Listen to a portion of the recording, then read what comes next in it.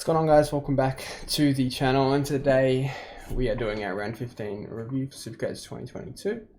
Finally had a decent score, 2603, season rank of 2072, entered the top 1%, which is the goal to finish top 1%, and round rank of 454, so very happy with that. Let's get into the team.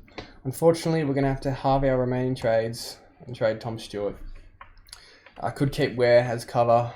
At this point, I don't think I will. I think I'll just risk it. Yeah, it's a bit of a weird situation. Anyway, let's get into the team. So, didn't actually catch the St Kilda Sydney game, so I don't know what happened to Sinclair. Someone did say he got tagged. I don't know how truthful that is. Either way, it's kind of frustrating, that score, but it's not too bad. Doherty 91, thought he probably should have had more. Did have a few clangers and turnovers, so that probably hurt him. Tom Stewart, well, he's an idiot, but he's also a GOAT. 161, I think, look, anyone that wants to hold him, fair enough. If you've got no trades left, obviously you have to. Look, if I wasn't trying at all for ranking, and I'm not going to win the 50 grand, but it's just more, I just want to see how high a rank I can get. I would be holding him, but I think it's going to be at least 4 weeks. And I know that tonight they said it's going to be a minimum of 3, but I just think at least 4, probably 5 or 6. Probably not 6 actually, but 4 or 5 I think is probably about right. Anyway, he played really well, and he's a gun, and I'll start with him next year, but big mistake what he did. Anyway, George Stewart 104, just the same thing from him every week, very solid numbers, been an unreal pickup. Jack Crisp, bit of a quiet game, didn't see much. I think he had poor efficiency, maybe. It felt like he didn't play that well, and he goes missing a lot in games. But he just went missing a bit more than usual today, which is annoying. Jaden Short, so I think his midfield role is actually starting to hurt him. I think he needs to move back to the back line where he gets the cheap kick-ins, because that's how he scores. I don't think he's actually that good of a player, to be honest. To be a mid, I just don't think he's... Yeah, I don't think he's cut out to be a midfielder. Jacob Ware was really good, 67. I just don't trust his, 1, job security, and 2... I don't trust his scoring. Like, played very well today, I thought, and scored 67, it's not great. Clayton Oliver 140, so probably should have taken his score, and he's getting close to that 700k mark. Break even 120, wouldn't surprise me if he hit it. Yeah, Oliver's just been so consistent for us this year. And Rory Laird, I mean, what a great captaincy he was this week. Very lucky to have him.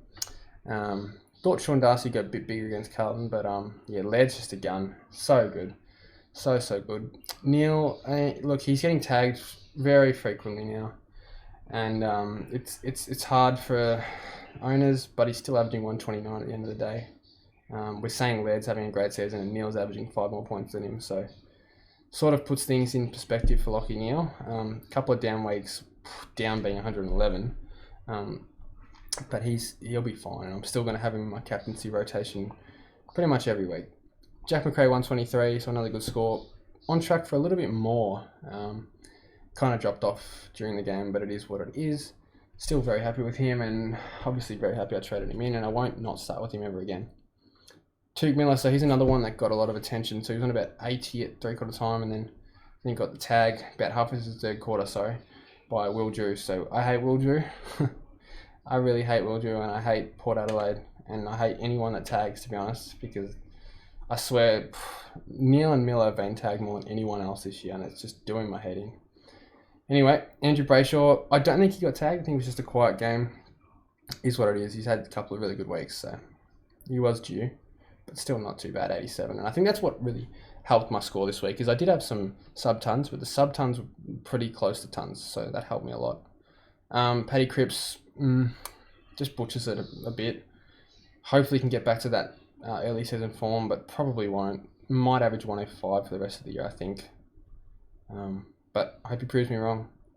Christian Petrarca 97, so he's another one that I would love to have the luxury of trading, but at this point, obviously I don't. Look, I thought he played well, but he just didn't score. So hopefully he comes good. If he doesn't, wouldn't surprise me. Wits 148, so unreal from Witsy. Was actually on track for about 200 and had a quiet last quarter, but still a great score. And Darcy, I'll take that. He felt like he didn't even play well, and score 117 was massive, so happy with him. So I brought in Bont this week, so very, very happy with that. 136, averaging the 114.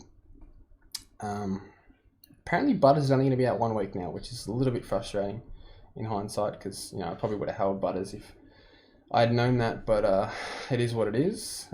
Cogs 109, so continuing that ton run since he, I think he's been tunning every week since the new coach. So yeah, unfortunate for people that traded him out, but yeah, he's looking like guaranteed top 6 for the rest of the year, and probably will finish top 6 anyway.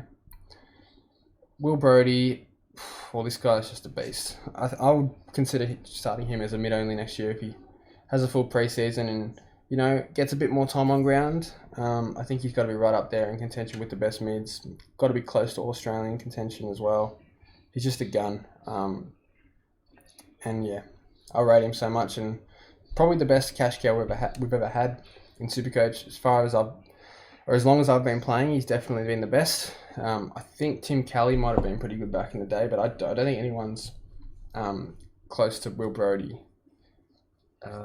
Will Brodie's got to be the best cash cow. Like cash cow, but like there's a difference between cash cow and rookies, I think. Because cash cows, obviously Will Brodie wasn't a rookie this year, but he was close to rookie price. So yeah, he's got to be one of the best, if not the best. Josh Dunkley 110, solid score from him. Luke Parker 75. So not sure what happened with him. We always knew picking Luke Parker, he'd be a bit of a roller coaster. He is every year, but he's a forward, so we can afford him to have these down games. And Himmelberg 114, so really happy with him. They changed his role once again in the last quarter, and it hurt him a little bit, but he still ended up cracking 114. He was more on track for like a 120, 130, which is very frustrating. And I don't know what the coach is doing or thinking. But yeah, let's have a refresh and see if anyone's been trading. No, okay. So the obvious trade we're going to make is Tom Stewart out. And I honestly want to get Aaron Hall, and the reason being is, look, Jake Lloyd's tempting, but Aaron Hall, look, he's just so cheap. Gives me 200k in the bank. I could go Sicily, but it would pretty much chew up all my money. Getting Hall in now just lets me have that luxury in that last trade. If I need to get rid of someone, I can have money to get like an Uber. For example, if Petrarca goes down, I can get, Darcy Parish when he comes back or something like that, or Jack Steele. So that's sort of my logic with that. That being said, I'm not very comfortable having one trade, but I'm also not comfortable having two. So what difference does it make, really? And I don't want to sit Stewart on the bench for 5 weeks and have Ware on. I just don't trust Ware. And look, let's just keep our fingers crossed that we don't get another injury or 2 more injuries. We do have relatively good cover. Ware averaging 62, Rioli averaging 52, not great. And then Butler and Clark, they're struggling a bit, but I guess it's points. Clark's probably going to be dropped. Can't really afford any forwards to go down. But, we do have one extra trade, so fingers crossed if we have any injuries, they're only 1 or 2 weaker. They don't have to be traded, but, that's this situation we're in, and I caused this on myself, so I shouldn't be complaining. But, is what it is. Vice captain this week. I think it's a bit difficult again. So we've got, if you look up here, we've got Brisbane Bulldogs. Let's have a look how. So look, I want to go, probably keep it simple this week and go one of Neil or McRae into Oliver. So if we look at, how did McRae go last time he played Brisbane? 137, 183, 135. Okay, that's probably your answer. Neil went 85, 167, 114. I'll probably go VC McRae. Captain Oliver. So how's Oliver usually fare against Adelaide? I think he had a 200. Yeah, he did. 93, 204, 205. He loves Adelaide. Oh my goodness. I forgot he had 2 double tons. What? That's ridiculous. Okay, yeah. Oliver's might have to be like, the VC benchmark might have to be like a 150 this week just because of Oliver's insane ceiling. Maybe we do something else. Maybe we go Oliver into someone. Like, yeah, I'd actually probably rather do that. But then again, who is Darcy? I reckon Darcy against Freo. Darcy against Freo. Darcy against Port will go large because Wits went large. How did Darcy score last time we played him? We probably played him last time with a ruck. 83, 78, 86. Okay, he's never scored well against him. But that being said, he is playing against Finlayson, I assume, unless they bring in a ruckman. I just got to back. Oh look, we're probably going to take Oliver more than likely. And we'll captain Darcy. And I know it's probably risky captaining a guy who hasn't been in great form, but I'm confident in him, and I'm pretty confident in like his form will start to come good as well. Who else? When does Laird play? Oh, Laird plays Oliver. Yeah, it's gonna have to be Oliver into Darcy.